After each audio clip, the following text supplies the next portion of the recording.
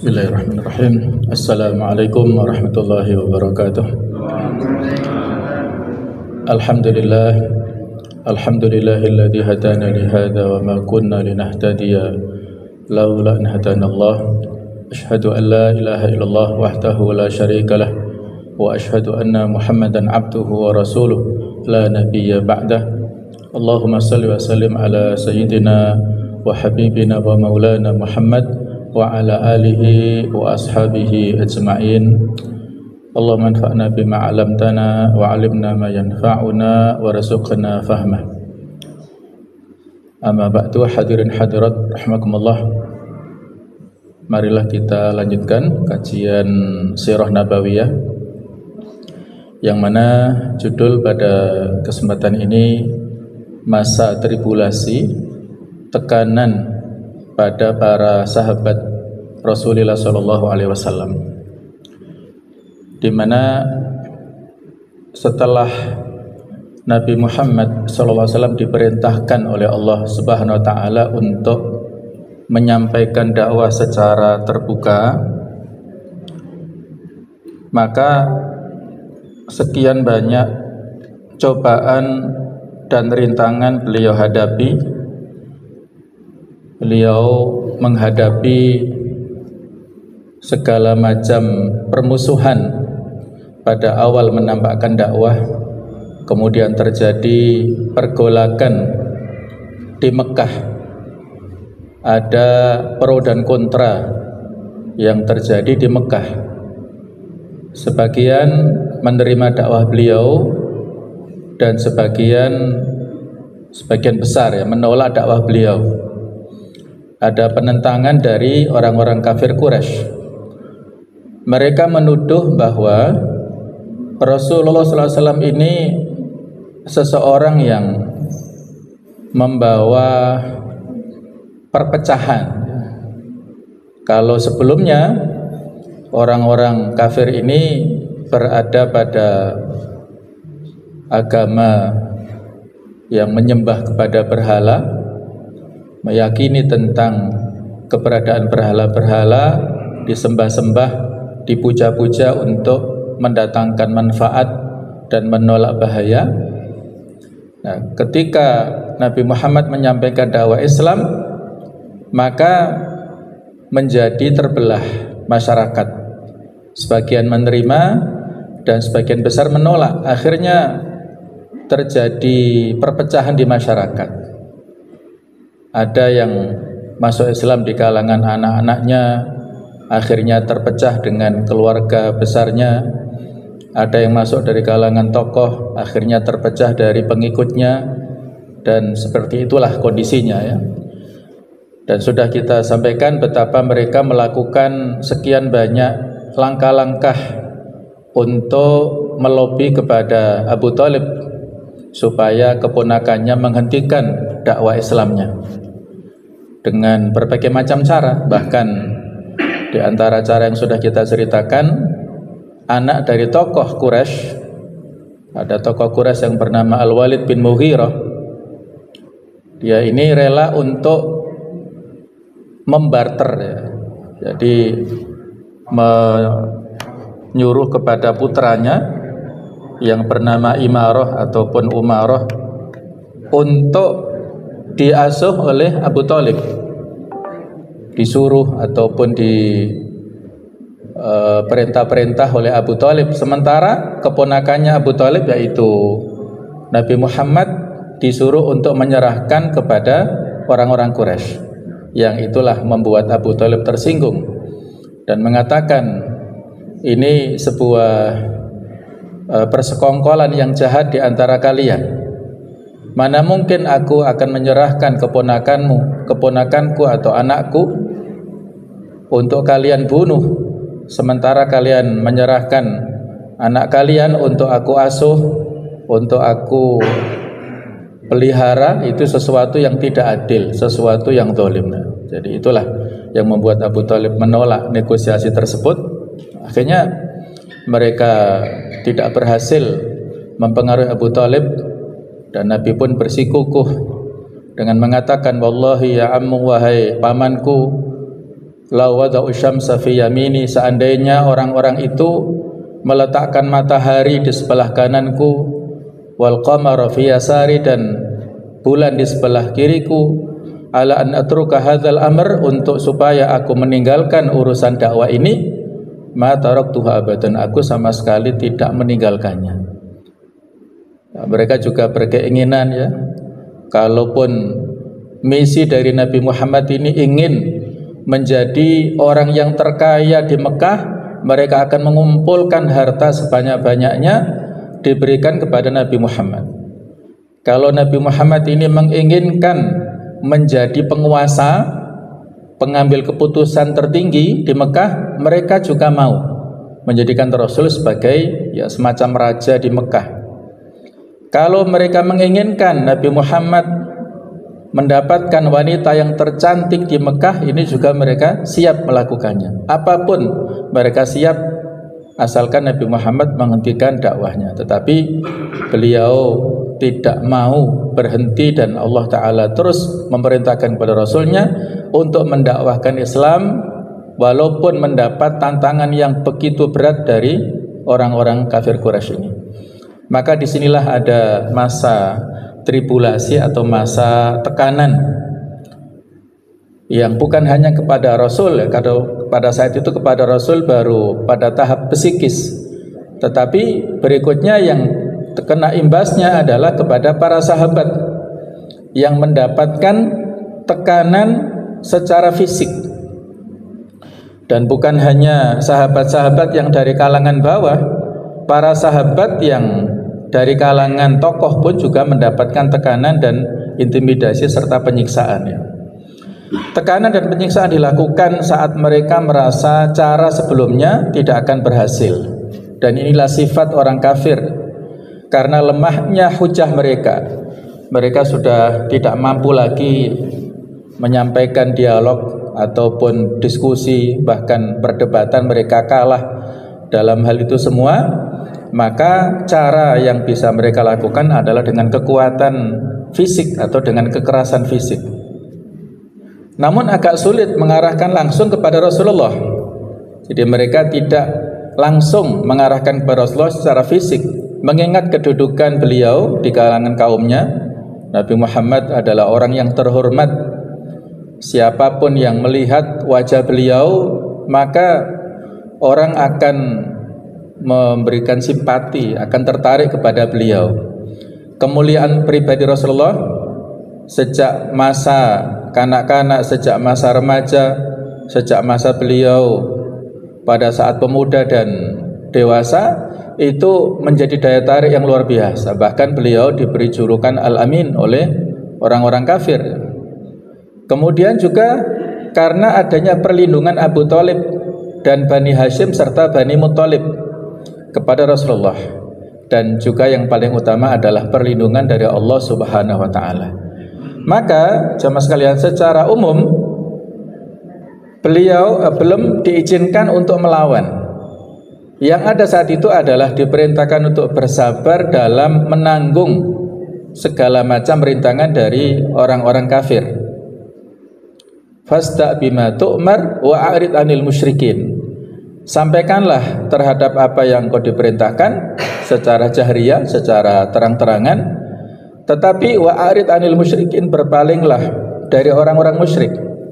Tidak perlu ditanggapi segala macam permusuhan dari mereka, cukup dilawan dengan kesabaran. Nanti saat sudah sampai waktunya, yaitu berangsur-angsur ya, nanti secara bertahap akan kita bahas bagaimana proses masuknya Hamzah bin Abdul Muthalib, kemudian nanti masuk Islamnya Umar bin Khattab. Dua orang tokoh ini yang dikenal dengan ketokohan ataupun keberaniannya. Ketika dua-duanya masuk Islam, maka itu memperkuat barisan atau saf kaum muslimin dan menambah kepercayaan kaum muslimin. Yang sebelumnya kaum muslimin pada saat melaksanakan ibadah dengan sembunyi-sembunyi di Masjidil Haram, tetapi pada saat masuk Islamnya dua orang tokoh ini, nanti berangsur-angsur dilaksanakan secara terang-terangan. Jadi kaum muslimin sudah mulai meningkat kepercayaan dirinya, kemuliaannya. Dan nanti pada puncaknya ketika sudah hijrah baru diperintahkan untuk berperang ya, pada awal peperangan perang Badar itu. Jadi itulah tahapan dakwah secara bertahap, tidak bisa instan.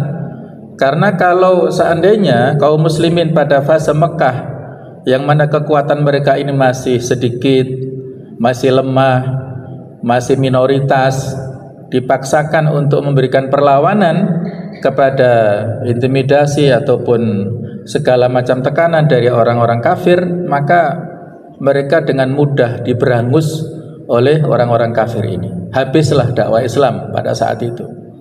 Maka yang dilakukan adalah dengan sabar, dengan tabah, sabat, istiqomah, dengan berjuang ya secara pasif dulu ya, kemudian baru saatnya nanti ada waktunya untuk berjuang dengan aktif pada saat di periode Madinah itu. Nah, jemaah sekalian, ada banyak tekanan yang diterima oleh para sahabat. Di antaranya Abu Bakar dan Tolha ini diikat oleh Naufal bin Khuwailid bin Al-Adawiyah, yang ini adalah merupakan paman mereka sendiri. Coba ya, inilah ada semacam perbedaan persepsi ataupun perbedaan akidah di antara orang-orang ini sehingga menimbulkan permusuhan ini. Abu Bakar seorang tokoh yang awal-awal masuk Islam dan sangat disegani pada saat itu karena kedermawanannya, karena kebaikannya, karena jasa-jasanya. Kemudian Tolha bin Ubaidillah yang kita kenal juga masuk Islam ya dikarenakan dakwanya Abu Bakar. Dua orang ini di antara 10 sahabat yang dijamin masuk surga tanpa hisab. Sementara Naufal bin Khuwailid ini yang merupakan saudara dari Khadijah. Khadijah kan binti Khuwailid. Nah, Naufal ini juga anak daripada Khuwailid. Jadi masih saudaranya Khadijah. Tega-teganya untuk menyiksa keponakannya sendiri Abu Bakar dan Tolha ini. Yang nantinya Naufal bin Khuwailid ini kelak akan dibunuh oleh Ali bin Abi Thalib pada saat perang Badar. Jadi banyak tokoh yang begitu tinggi derajatnya pada saat mereka berada di Mekah ini ikut pada perang Badar, orang-orang kafir itu kemudian terbunuh, di antaranya Naufal bin Khuwailid.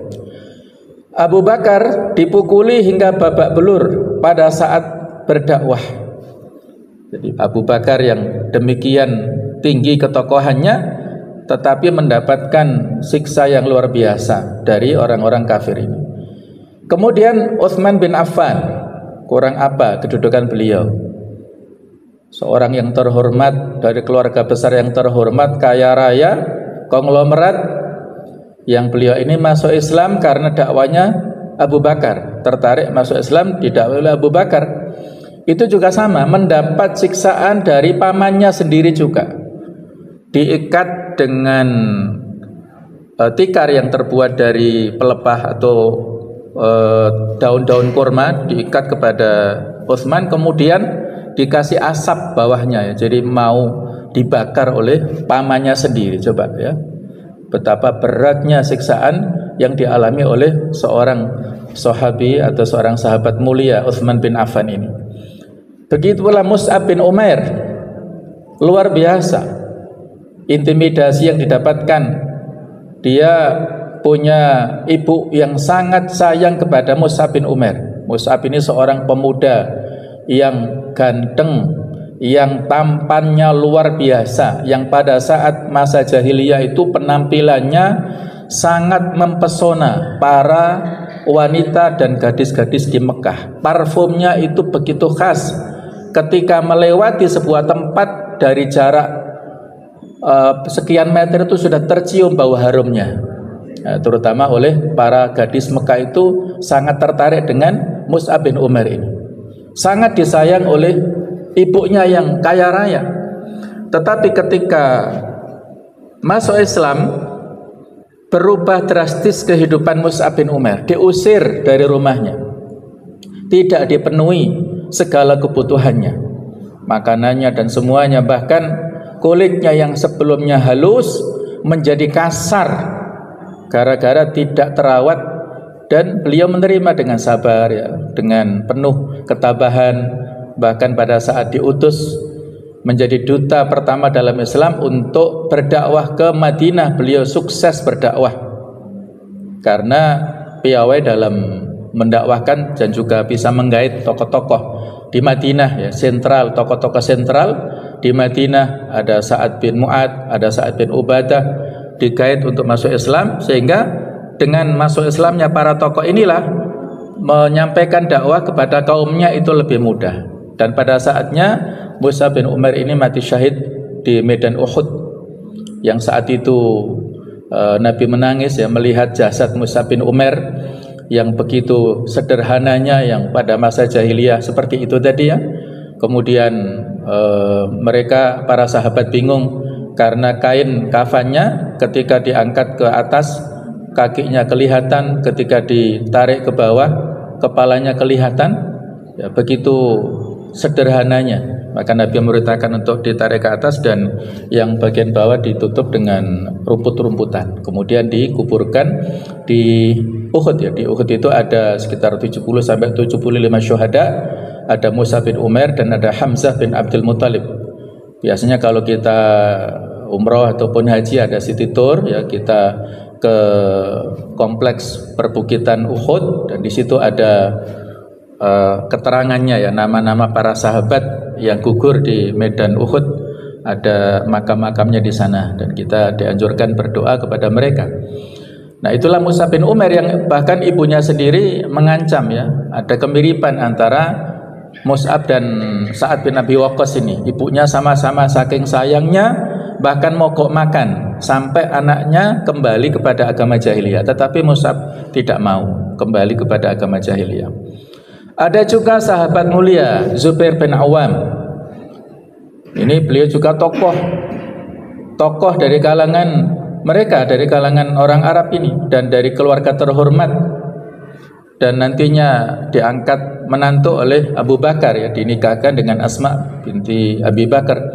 Ini juga mendapat siksaan dari pamannya juga. Jadi yang menyiksa itu orang-orang dekat. Kita tahu Nabi juga mendapat pertentangan dari pamannya sendiri, yaitu Abu Lahab. Kemudian juga dari orang tokoh-tokoh yang lainnya. Nah, kemudian masih banyak lagi nama lainnya di mana para sahabat tersebut mendapat tekanan, baik secara fisik maupun moral. Padahal nama-nama di atas adalah para sahabat dari kalangan terhormat. Lalu bagaimana kiranya dengan sahabat-sahabat dari kalangan lemah, para du'afa, yang ini lebih banyak? Masih kita ingat bagaimana faktor penolakan kafir orang-orang tokoh Quraisy kepada dakwah Rasulullah karena faktor gengsinya, faktor kesombongan dari para tokoh Quraisy ini. Ketika mereka didakwai oleh Rasulullah, mereka tidak mau untuk duduk bersama dengan para fuqara masakin ini. Wahai Muhammad, kalau kamu ingin mengajak kami berdiskusi dengan kami, tolong singkirkan orang-orang itu. Kami tidak level duduk bersama orang-orang yang lemah, yang miskin, yang fakir itu. Itulah kalimat yang disampaikan oleh tokoh-tokoh kafir Quraisy ini. Jadi mereka gengsi, tidak mau disamakan derajat tokoh-tokoh Walid bin Mughirah, Abu Jahal, Abu Lahab, ada Umayyah bin Khalaf dan yang lain. Ini orang-orang yang sangat terhormat disejajarkan dengan para sahabat. Ada Bilal, ada Suhaib bin Rumi, ada nanti kita sebutkan nama-namanya. Nggak mau. Mereka merasa gengsi duduk bersama dengan orang-orang yang lemah ini. Maka Nabi diingatkan di surat Al-Kahfi, wasbir nafsaka ma'al ladzina yad'una rabbahum bil ghadati wal asyi yuriduna wajha. Maka bersabarlah engkau Muhammad bersama dengan orang-orang yang miskin, yang mereka itu rajin berdoa pagi dan sore, yuriduna wajha, yang mereka itu mengharap ridha dari Allah Ta'ala. Wala ta'du aynaka anhum, janganlah sekali-kali kamu tinggalkan interaksimu bersama orang-orang yang fuqara masakin ini. Turidu zinatal hayati dunya, untuk menginginkan kehidupan dunia. Justru nantinya Nabi ditolong dakwanya itu disebabkan oleh keberadaan para sahabat yang fuqara masakin ini. Innama tunsuruna bi du'afaikum, sesungguhnya kalian itu diberi pertolongan Allah Ta'ala disebabkan keberadaan para sahabat yang lemah, yang madlum. Karena doa-doa orang yang madlum itu tidak ada hijab antara doanya dengan Allah Ta'ala. Disebabkan karena keikhlasan, ketabahan, kesabaran orang-orang lemah inilah, maka dakwah Islam ditolong oleh Allah Subhanahu wa Ta'ala. Orang-orang atau para sahabat dari kalangan lemah ini, diantaranya Bilal bin Rabah. Beliau ini berasal dari Ethiopia atau Habasyah, budak milik Umayyah bin Khalaf. Umayyah bin Khalaf ini tokoh sentral di kalangan bangsa Arab saat itu ya. Kekayaannya luar biasa, ketokohannya luar biasa, punya banyak budak, diantaranya Bilal ini. Jadi Umayyah tidak rela kalau budaknya ini ikut agamanya Nabi Muhammad, maka disiksa sedemikian rupa, berupa jadi lehernya diikat dengan tali, kemudian talinya itu diberikan kepada anak-anak kecil. Coba, ini pelecehan ya, kepada seorang manusia dianggap seperti binatang. Jadi talinya itu diikat, kemudian dipegang oleh anak-anak kecil, dituntun sepanjang perbukitan Mekah itu, dituntun Bilal dan bahkan diseret-seret oleh anak-anak kecil ini, dipermalukan di hadapan mereka. Dan pada puncaknya Bilal ini diikat secara terlentang di padang pasir yang sangat panas dan diletakkan batu besar di atas dadanya, dan saat itu dipaksa untuk murtad, keluar dari ajaran Nabi Muhammad, kembali kepada agama jahiliyah. Dan saat itu Bilal hanya mengatakan ahad, ahad, jadi tidak sampai mengatakan dua kalimat syahadat ya, karena betapa beratnya siksaan saat itu, hanya menyampaikan kata-kata ahad yang itu mewakili ketauhidan daripada Bilal ini. Dan Umayyah bin Khalaf ini ya nantinya mendapatkan kehinaan ya dari Allah Subhanahu wa Ta'ala ya. Jadi pada saat Bilal disiksa sedemikian rupa, Abu Bakar lewat dan akhirnya dibeli oleh Abu Bakar dan akhirnya dibebaskan. Maka merdekalah Bilal dan menjadi sahabat setia Rasulullah. Bahkan di antara kemuliaan Bilal, beliau diangkat sebagai muadzin yang bisa menarik perhatian kaum muslimin datang ke masjid untuk sholat. Dan juga Nabi pernah mendengar suara terompah kakinya di surga. Maka Nabi bertanya, wahai Bilal, apa rahasia amal yang kamu lakukan sehingga aku mendengar suara jejak kakimu itu di surga? Kalau jejak kakinya di surga kan orangnya pasti masuk surga ya. Masa hanya suara terompahnya orangnya nggak ada, kan nggak mungkin. Jadi surga itu sudah dijamin untuk Bilal ya dengan kalimat ini. Maka kata Bilal bahwasanya beliau ini selalu menjaga wudhu. Setiap kali batal langsung wudhu, kemudian setiap selesai wudhu itu sholat 2 rakaat, yang para ulama menyimpulkan ini sholat tuhur ya, sholat suci ya. Artinya betul-betul menjaga kesucian fisiknya, kesucian secara nuraninya, secara kejiwaannya. Dan itulah yang menjadi akibat, menjadi sebab oleh Bilal mendapatkan kemuliaan di akhirat nanti, yaitu masuk surga. Dan Umayyah diceritakan, Umayyah ini tokoh dan bersahabat akrab dengan sahabat yang masuk Islam yang walaupun dari Madinah ya. Tadi saya ceritakan ada namanya Sa'ad bin Mu'ad. Sa'ad bin Mu'ad ini tokoh besar di Madinah dan masuk Islam karena dakwanya Mus'ab bin Umair tadi. Sering sekali dua orang ini ketika kan ibaratnya keluar kota ya, mungkin seperti Malang sama Surabaya lah ya, Mekah sama Madinah ini, sehingga kalau Umayyah dari Mekah itu melakukan perjalanan ke Syam, mampir ke Madinah, mampir menginap di rumahnya Sa'ad bin Mu'ad. Kalau Sa'ad bin Mu'ad sedang ke arah selatan, itu mampir di Mekah dan tidurnya di rumah Umayyah bin Khalaf. Jadi mereka bersahabat akrab. Satu saat ini pergi ke Mekah dan melakukan tawaf di sekitar Ka'bah. Kemudian Abu Jahal melihat, siapa itu wahai Abu Sofwan? Abu Sofwan itu panggilan untuk Umayyah. Dia sahabatku, kawan karibku dari Madinah.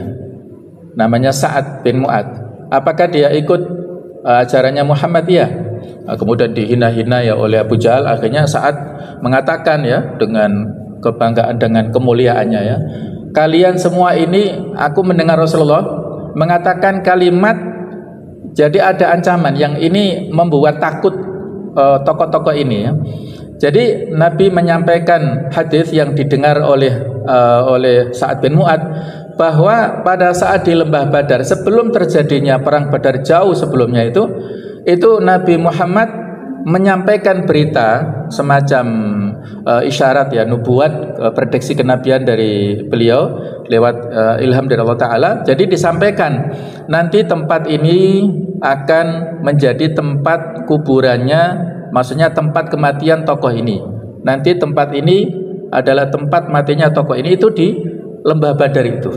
Nah, itu disampaikan bahasanya kalian itu akan dibunuh oleh mereka, jadi oleh Nabi Muhammad dan kawan-kawannya. Inilah yang membuat ketakutan pada Umayyah, dan dia bertanya, apakah di Mekah atau di luar Mekah? Kata Sa'ad, saya tidak tahu. Nah, itu yang membuat penasaran Umayyah, dan ini disampaikan kepada istrinya, sehingga sejak saat itu Umayyah ini tidak berani keluar dari Mekah. Takut jangan-jangan nanti dibunuh, itu tadi, jangan-jangan dia mendekati kematiannya. Bahkan pada saat perang Badar sebenarnya Umayyah ini tidak ingin ikut perang Badar, sudah ketakutan. Ada momok dengan kalimat Sa'ad bin Mu'ad tadi ya, takut jangan-jangan terbunuh di sana.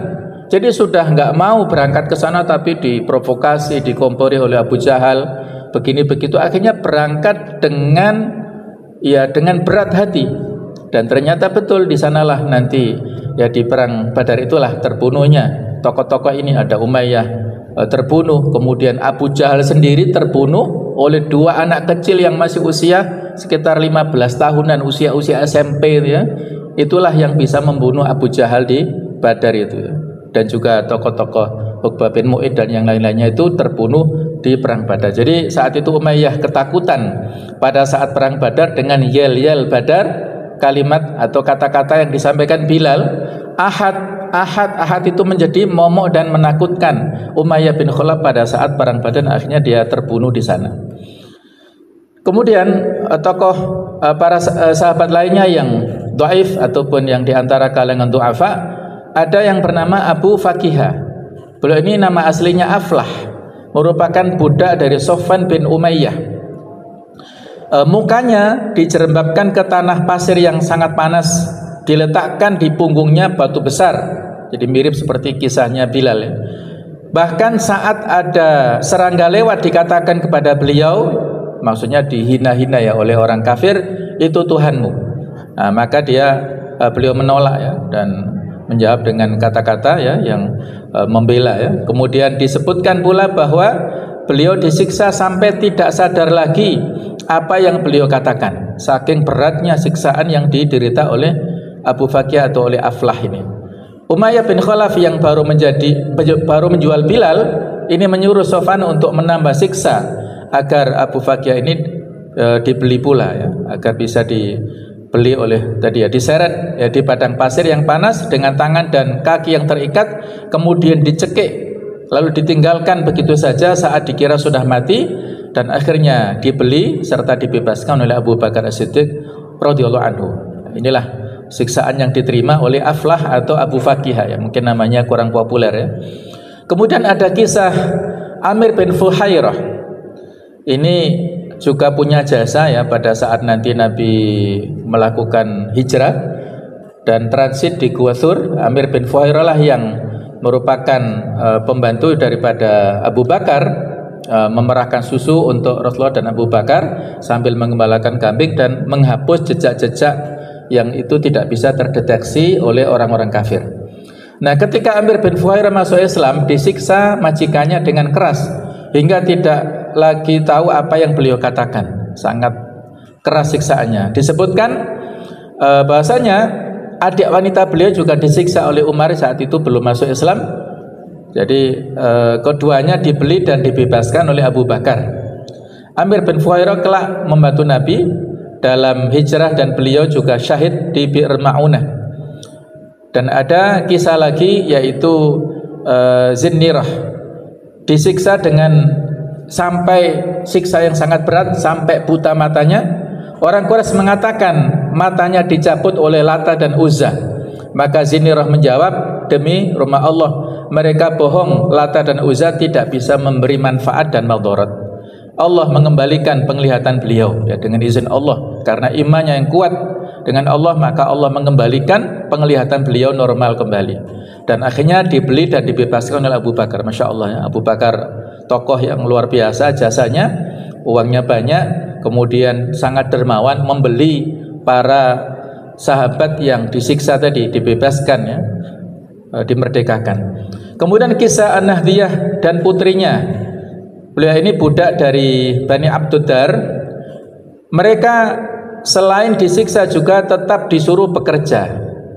Akhirnya Abu Bakar lewat saat mereka sedang disuruh tuannya membuat tepung yang kemudian dibeli dan akhirnya dibebaskan oleh Abu Bakar. Namun Nahdiyah ini meminta waktu untuk bisa menyelesaikan perintah tuannya tersebut terlebih dahulu. Luar biasa ya, itulah kesetiaan dia kepada tuannya walaupun saat itu akhirnya meninggalkan ya, karena telah dibebaskan oleh Abu Bakar. Ada lagi kisah budak wanita Bani Adi dari Bani Muammal disiksa oleh orang-orang kafir pada saat itu. Bahkan saking lelahnya siksaan, dikatakan begitulah ditinggalkan ya, karena saking lelah meninggalkan orang tersebut atau budak tersebut, dan akhirnya dibebaskan juga oleh Abu Bakar. Di seluruh sahabat di atas dibeli dan dimerdekakan oleh Abu Bakar. Ada rambu periode dakwah membela yang lemah pada saat itu ya. Kemudian ada lagi kisah Khabbab bin Ard. Bukan asli Mekah beliau, aslinya adalah sukunya diserang dan ia dijadikan budak. Ya, jadi beliau maula Ummu Ammar, yaitu Bani Khuza'ah, menjadi tukang besi ternama di Mekah. Nah, saat masuk Islam disiksa, dipukuli dengan besi dan diletakkan di pasir panas dengan mengenakan baju besi. Bisa kita bayangkan ya, dipakai baju besi kemudian ditaruh di tempat pasir yang sangat panas hingga menerima besi panas merah membara di kepala beliau. Jadi saking luar biasanya siksaan, disebutkan beliau punya luka permanen karena siksaan ya. Ada hadis yang disebutkan ya, diceritakan oleh beliau, kami mengadu kepada Rasulullah ketika beliau sedang berbantalkan kain selimut beliau di bawah naungan Ka'bah. Tidakkah baginda memohon pertolongan buat kami? Tidakkah baginda berdoa memohon kepada Allah untuk kami? Maka beliau bersabda, ada seorang laki-laki dari umat sebelum kalian, lantas digali lubang untuknya dan diletakkan di dalamnya, lalu diambil gergaji, kemudian diletakkan gergaji itu di kepalanya, lalu dia dibelah menjadi dua bagian, namun hal itu tidak menghalanginya dari agamanya. Tulang dan urat di bawah dagingnya disisir dengan sisir besi, namun hal itu tidak menghalanginya dari agamanya. Demi Allah, sungguh urusan Islam ini akan sempurna hingga ada seorang yang mengendarai kuda berjalan dari Son'a menuju Hadramaut, tidak ada yang ditakutinya melainkan Allah, atau tidak ada yang kekhawatirannya kepada serigala atas kambingnya, akan tetapi kalian sangat tergesa-gesa. Hadis riwayat Bukhari ya. Inilah motivasi yang disampaikan Rasulullah kepada para sahabat supaya mereka bersabar ya, karena siksaan yang dialami oleh umat terdahulu itu juga berat, maka harus dihadapi dengan kesabaran. Ada lagi kisah keluarga Yasir. Yasir ini datang ke Mekah mencari kehidupan yang layak, bekerja untuk Bani Makhzum dan menikahi Sumayyah, dan lahirlah seorang sahabat mulia yaitu Ammar, yang disebut Ammar bin Yasir, yang kemudian masuk Islam dan mengajak ayah ibunya untuk masuk Islam secara rahasia. Jadi yang masuk Islam anaknya dulu Ammar, kemudian mendakwahkan kepada ayahnya Yasir masuk Islam, ibunya Sumayyah juga masuk Islam. Nah, tetapi akhirnya ketahuan keislaman dari keluarga ini. Akhirnya disiksa oleh Abu Jahal sedemikian rupa ya. Jadi dibawalah keluarga ini, suami istri ini ke tempat yang sangat panas saat itu, kemudian disiksa oleh Abu Jahal yang saat itu Nabi melihat tetapi tidak bisa apa-apa dan mengatakan sabron ya ala Yasir, sabarlah wahai keluarga Yasir, mau'idukumul jannah, tempat kalian itu adalah surga. Itulah motivasi dari Nabi kepada mereka. Tidak bisa melawan Nabi saat itu ya, belum punya kekuatan. Nah, jadi pada saat itu Yasir karena siksa yang berat meninggal dunia. Kemudian Sumayyah saat itu masih bisa bertahan, tetapi akhirnya beliau juga syahid karena ngapunten ya. Jadi Abu Jahal itu karena mungkin saking jengkelnya dan mungkin saking marahnya mengambil tombak dan ditusukkan kepada kemaluannya Sumayyah, akhirnya meninggallah Sumayyah. Beliau adalah seorang syahidah pertama dalam Islam dan Yasir adalah seorang yang syahid pertama dalam Islam. Ini keluarga yang syahid-syahidah ini. Nah, putranya ini ketika mengetahui ayah ibunya mempertahankan Islam itu dengan sekuat tenaga, dengan istiqomah, tidak mau mengikuti perintahkan, Abu Jahal memerintahkan supaya memuji kepada Hubal. Hubal ini berhala yang besar yang disembah-sembah di Ka'bah. Mereka tidak mau, Yasir dan Sumayyah. Kemudian putranya ini berpikir bahasanya kehidupannya masih panjang, umurnya masih muda, masih banyak yang bisa dilakukan nanti bersama Rasulullah.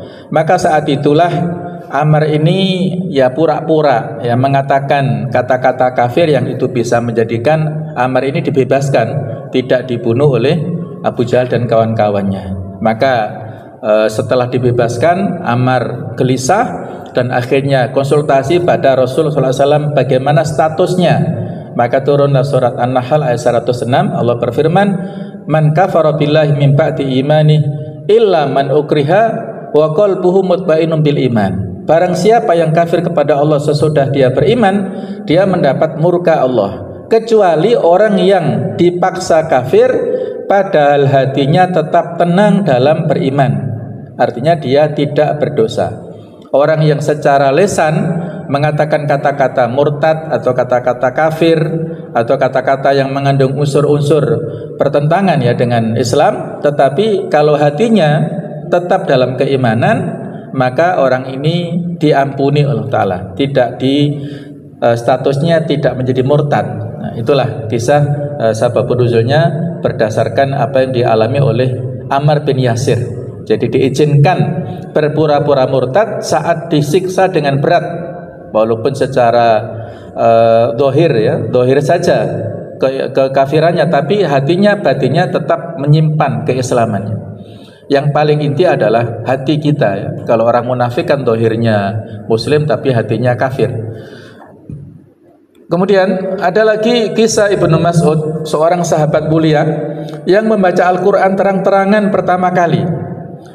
Abdullah bin Mas'ud ini seorang yang kecil ya, yang ngapunten ya, artinya secara fisik juga kecil dan juga sangat-sangat sederhana penampilannya ya.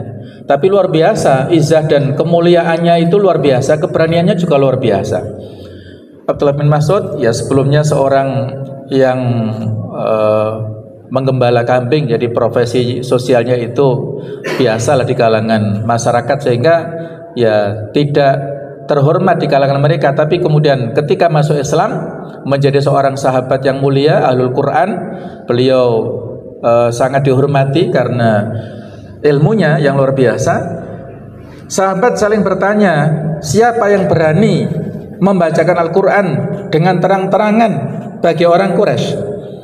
Maka Ibnu Mas'ud menyanggupi dan membaca. Jadi yang dibaca itu potongan dari surah Ar-Rahman. Ar-Rahman, 'allamal Qur'an, khalaqal insana 'allamahul bayan. Tuhan yang Maha Pemurah yang telah mengajarkan Al-Quran, Dia menciptakan manusia, mengajarnya pandai bicara. Maka awalnya orang Quraisy tidak menyadari apa yang dibaca oleh Abdullah bin Mas'ud. Namun begitu sadar, oh ternyata ini bukan kalimat-kalimat manusia. Ini adalah yang seperti disampaikan oleh Muhammad. Jadi merupakan Al-Quran ya. Mereka akhirnya memukuli Abdullah bin Mas'ud ini. karena sadar ya, ternyata yang dibacakan itu adalah Al-Quran. Mereka nggak terima. Nah, akhirnya Ibnu Mas'ud kembali dalam keadaan babak belur ya. Tadi ada tantangan dari para temannya, dia berani membaca Al-Quran, ternyata dipukuli sehingga babak belur. Sahabat lain merisaukan keadaan beliau, namun beliau masih menawarkan untuk mengulangi lagi. Apakah mau aku bacakan lagi pada mereka? Dia siap, walaupun kondisinya luka-luka seperti itu, tetap siap membacakan Al-Quran di hadapan orang-orang Quraisy. Dan masih banyak lagi kisah-kisah yang lainnya yang luar biasa, kepahlawanan dari para sahabat as-sabiqun al-awwalun. Mereka memiliki keistimewaan yang luar biasa. Jadi ada banyak hikmah, terutama adalah dari sisi kekuatan akidah. Inilah hasil tarbiyah didikan Rasulullah SAW kepada para generasi sahabat pertama ini, yang dididik oleh Rasulullah dengan didikan akidah. Ayat-ayat yang diturunkan pada fase Mekah ini banyak berisi tentang masalah akidah, dan karena kekuatan akidah itulah akhirnya para sahabat ini memiliki kesabaran yang luar biasa ya. Mereka di dunia memiliki hati yang ikhlas. Hati yang ikhlas itulah yang menjadi sumber kekuatan dari apa yang dilakukan oleh manusia ya. Mungkin saya pernah ceritakan, buah keikhlasan itu yang menjadikan kita itu mendapatkan kekuatan dari Allah Ta'ala. Ada seorang yang pada saat itu keluar dari rumahnya ingin memberantas kesyirikan, karena di desa sebelah itu ada pohon yang dikeramatkan. Dia mengambil kapaknya dan bermaksud untuk menebang pohon itu supaya orang-orang berhenti dari menyembah pohon itu. Kemudian di tengah jalan dicegat oleh iblis yang menyamar sebagai manusia. Ketika ditanya, kamu mau kemana? Dijawab, saya mau ke desa itu untuk menebang pohon supaya tidak disembah-sembah. Maka disuruh pulang ya. Dia tidak mau pulang. Terus akhirnya berduel lah dua orang ini. Maka iblis yang menyamar sebagai manusia itu dibanting dan kalah. Kemudian akhirnya dia pulang, kemudian kembali lagi. Saat itu iblis sudah punya kecerdasan ya, orang ini tidak bisa dilawan dengan kekuatan. Akhirnya iblis membuat negosiasi saat pertemuan ini. Bagaimana kalau kamu pulang dan tidak meneruskan niatmu, tetapi setiap pagi aku akan memberi kompensasi. Kamu bisa membuka dari balik bantalmu dan kamu akan menerima uang setiap pagi ya. Akhirnya dia pulang. Kebetulan dia juga butuh dengan uang. Akhirnya setiap pagi dia buka bantalnya, dia dapatkan uang emas. Gembira sekali sampai berhari-hari, 1-2 bulan lewat. Pada bulan ketiga dia marah karena tidak lagi menemukan uang dari balik bantalnya. Akhirnya dia mengambil kapaknya untuk keluar ke desa itu.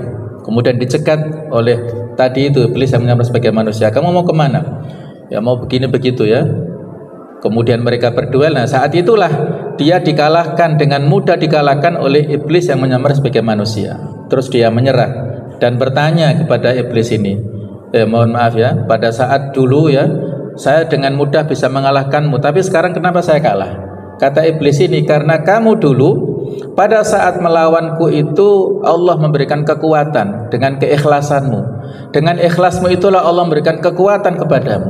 Tapi sekarang ini kamu keluar rumah bukan untuk lillah, tapi lil fulus tadi ya, atau lin nukut, untuk uang.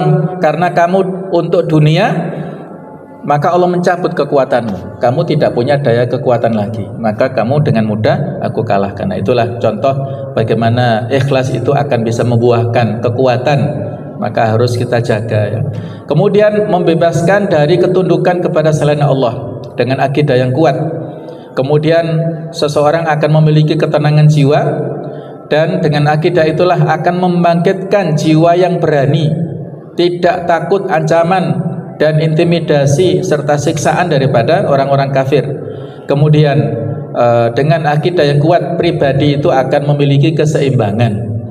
Kemudian akan melahirkan ukhuwah, persaudaraan dan sumber keadilan. Kemudian dengan akidah kehidupan itu akan penuh dengan barokah. Kemudian akidah itulah menjadi sumber perubahan positif pribadi dan masyarakat. Jadi inilah kalau kita ingin merubah kondisi masyarakat, maka kita ikuti dakwah Rasulullah. Masyarakat yang dihadapi Rasulullah itu pada saat itu penuh dengan kejahiliaan, sangat kompleks kejahiliaan, ya seperti sekarang ini. Bagaimana cara merubah masyarakat sekarang ini? Ya kita tiru dakwah Rasulullah. Bagaimana beliau merubah saat itu? Pertama-tama adalah dengan memperkuat keimanan generasi, dipilih generasi pilihan, beliau kader orang-orang pilihan, kemudian dengan tarbiyah yang demikian mustamirah, demikian terus-menerus ya, dengan tarbiyah Islamiyah yang begitu intensif diberikan kepada para sahabat ini, dengan tarbiyah akidah yang menguatkan keimanan mereka, terus berlanjut kepada masalah ibadahnya dan seterusnya, masalah akhlak akan berdampak. Ketika akidah seseorang kuat, maka dampaknya kepada ibadahnya dan akhlaknya. Kemudian yang terakhir, pada saat di akhirat, orang yang memiliki akidah kuat ini akan mendapatkan surga dan keridhaan Allah Ta'ala.